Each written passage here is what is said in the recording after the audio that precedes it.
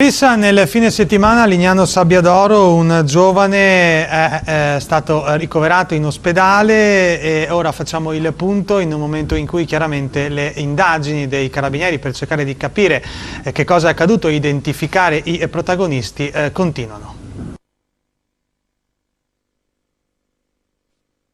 I carabinieri continuano ad indagare sulla violenta rissa che si è verificata ieri all'alba a Lignano Pineta. Un giovane è rimasto gravemente ferito e ora si trova ricoverato in terapia intensiva all'ospedale Santa Maria della Misericordia di Udine. Le sue condizioni sembrerebbero stabili, i medici per ora escludono il pericolo di vita. Si tratta di un ragazzo di 20 anni, un cittadino italiano di origini albanesi residente a Udine. Dalla prima ricostruzione dei fatti da parte degli inquirenti della località balneare, il ragazzo sarebbe stato colpito durante una lite con un colpo contundente al capo che potrebbe avergli causato un trauma cranico. I militari non sono ancora in grado di associare il giovane ferito alla rissa a Pineta, infatti sarebbe stato individuato a oltre 300 metri dal luogo della zuffa, la quale avrebbe visto protagonisti una decina di persone che sono ricorse anche all'utilizzo di bottiglie e pezzi di vetro. Il grave fatto si è verificato poco dopo le ore 5 del mattino sul lungomare Kekler, vicino a una nota discoteca.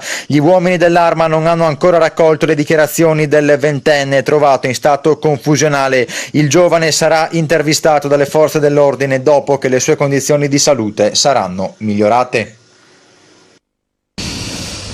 Sentiamo il sindaco della località dell'Alto Adriatico, Laura Giorgi, in merito a quanto accaduto nella località balneare in un momento in cui, e lo sentiremo proprio a seguire, il tema della sicurezza sulle spiagge è ora al centro del dibattito, ma sentiamo il primo cittadino.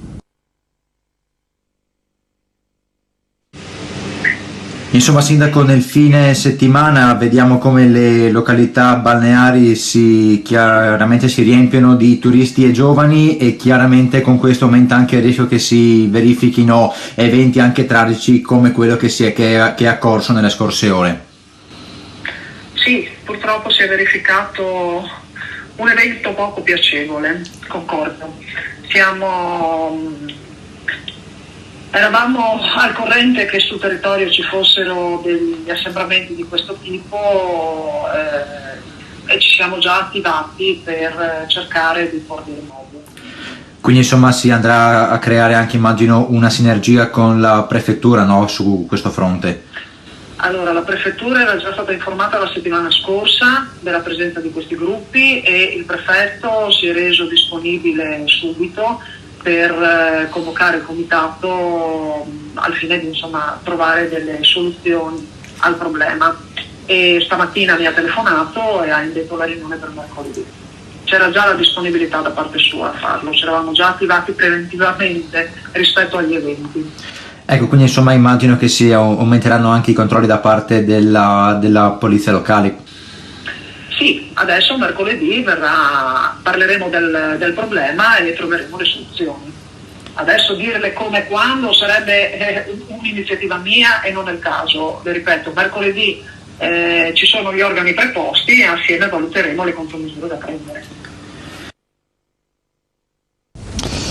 E a Jesolo, altra località balneare, nelle ultime settimane erano stati diversi gli episodi balzati agli onori delle cronache anche nazionali per liti, risse e anche accoltellamenti, per non parlare dello spaccio di sostanze stupefacenti. Il sindaco Christopher De Zotti, neoeletto, ha emesso 3 ordinanze che hanno già sortito i primi effetti. Sentiamo.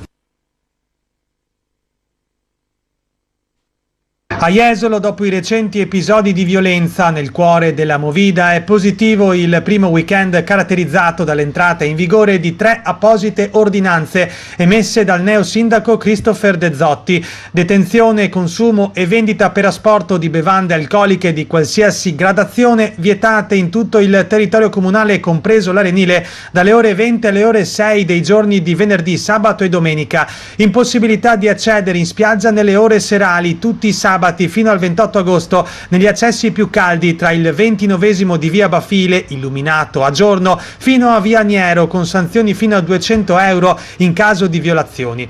Infine chiusura notturna dalla mezzanotte alle 7 dei mini market che si trovano nell'area compresa tra Largo Augustus fino a via Alberti. Nel fine settimana appena trascorso non sono mancati i sequestri di droga, oltre 2,5 grammi di cocaina sabato notte e più di mezzo etto di hashish ieri notte.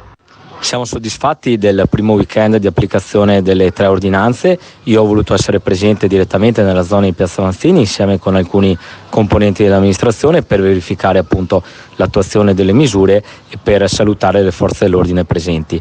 Il bilancio di questo primo sabato è assolutamente positivo, non ci sono stati eventi di particolare rilievo. Ora manterremo il focus e l'attenzione anche per i prossimi giorni, per i prossimi weekend, ma riteniamo di aver fatto delle misure che contribuiscono, insieme ovviamente con quello che è il lavoro e il compito delle forze dell'ordine, ad innalzare ulteriormente il grado di sicurezza della nostra città.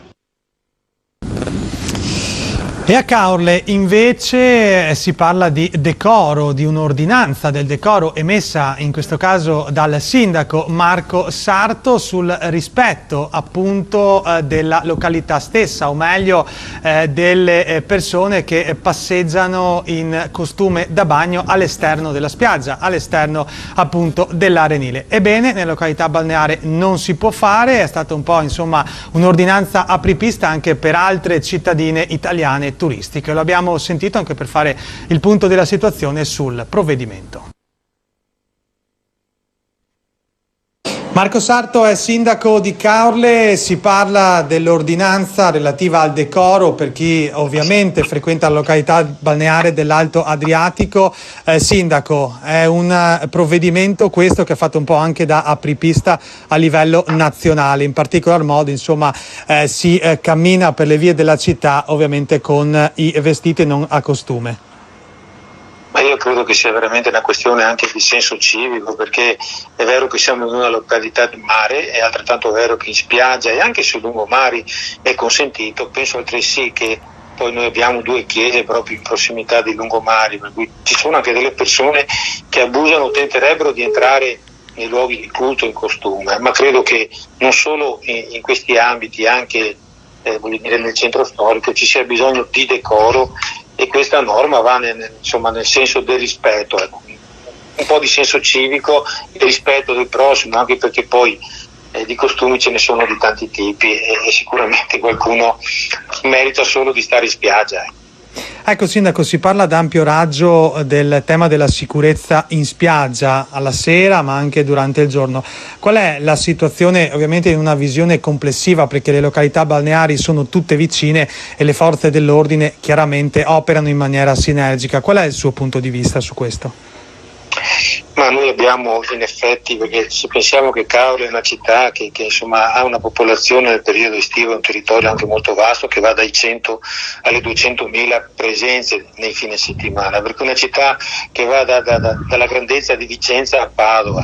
Avremo bisogno di tante più forze dell'ordine, facciamo del nostro meglio. Diciamo che almeno per Caorle la situazione non è così malvagia, nel senso che riusciamo a tenere sotto controllo il territorio. Caorle ha anche una peculiarità in più, che essendo un'isola è anche facile controllare gli accessi e poi le eventuali fughe per chi volesse compiere atti criminosi, ma anche per chi vuole venire, perché ce ne sono di quelli che vengono a delinquere appositamente.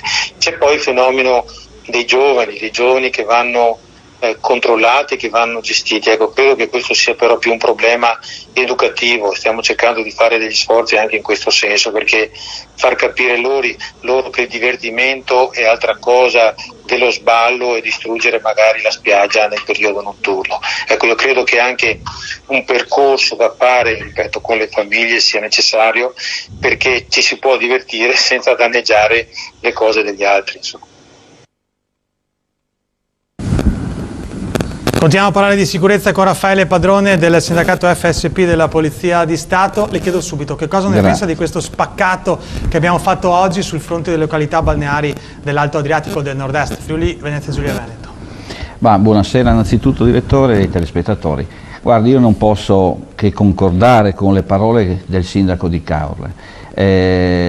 Ha detto delle cose effettivamente molto giuste, una principalmente quella della coscienza di ogni cittadino, di ogni turista che si trova a passeggiare chiaramente per le vie di Caorle, che può essere Caorle ma può essere un'altra località, perché insomma in molti paesi dell'Europa non c'è, purché io mi lamento, la polizia che c'è in quel paese. In Italia purtroppo tante volte andiamo oltre effettivamente, come diceva il sindaco, ci sono dei costumi che ahimè stanno bene in spiaggia a talune persone, però andare in giro è il decoro delle persone, andare nei locali in costume è il decoro delle persone. Non servirebbero le ordinanze del sindaco se tutti rispettassero il proprio decoro e il decoro degli altri. Questo è palese al sindaco, devo dire che ha fatto bene a fare l'ordinanza, ahimè. Dico sempre però, chi sarà poi preposto a fare i controlli sono sempre quelle 4 persone, quei 4 colleghi agenti della polizia locale, perché se attendiamo che la collaborazione che deve esserci tra le altre forze di polizia viene meno quando le altre forze di polizia sono in numero chiaramente ridotto. Quindi io poi ho le perplessità quando si fanno queste ordinanze corrette, no? Di poi trovarsi in condizione di arrivare e far rispettare chiaramente quelle che sono queste ordinanze, ben vengano. La chiamano mala movida, insomma sono le risse che si vedono in spiaggia. Ecco, ne pensa? Innanzitutto diciamo al sindaco, tranquillizziamo anche un po' il sindaco di Lignano, sappia che da domani verrà riaperto, ma lo saprà, ma ricordo che da domani sarà riaperto il commissariato che da tantissimi anni è presente in periodi estivi. Da domani fino a fine stagione dovrebbe esserci la riapertura, ci sarà con circa, mi pare, una ventina, 20 o 23 uomini della Polizia di Stato che faranno servizio chiaramente H24. Quello che è successo purtroppo, ahimè direttore, io guardi, 97, 98 ho fatto parte di questo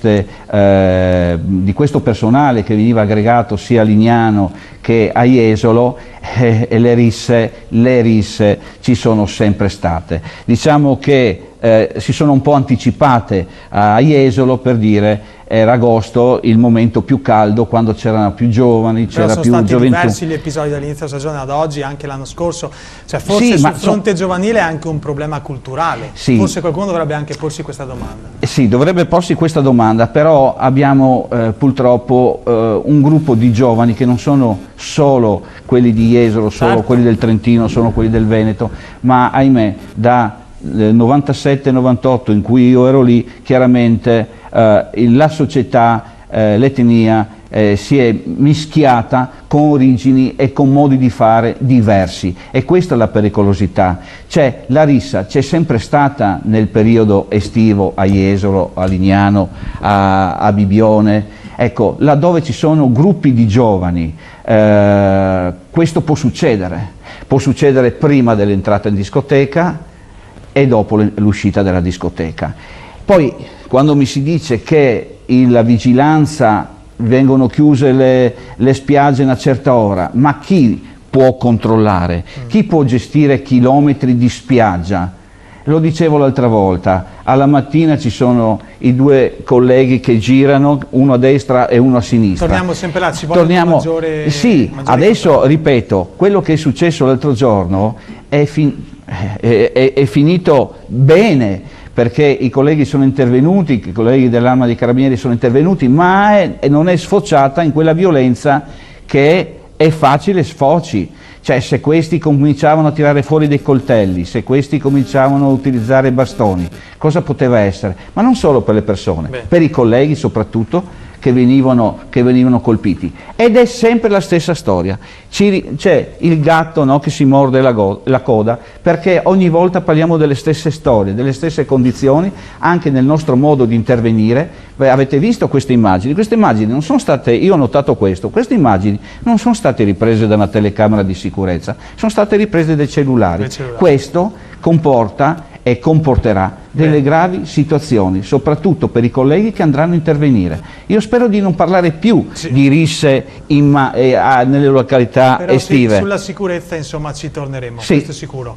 Mi auguro di non parlare più di questo, perché se succede una rissa come è successa ieri a Lignano, i colleghi che sono di servizio sicuramente non sono un numero idoneo comunque a mantenere e a regolare questo tipo di rissa. La posizione di Raffaele Padrone, grazie. Grazie a voi. È stato con noi.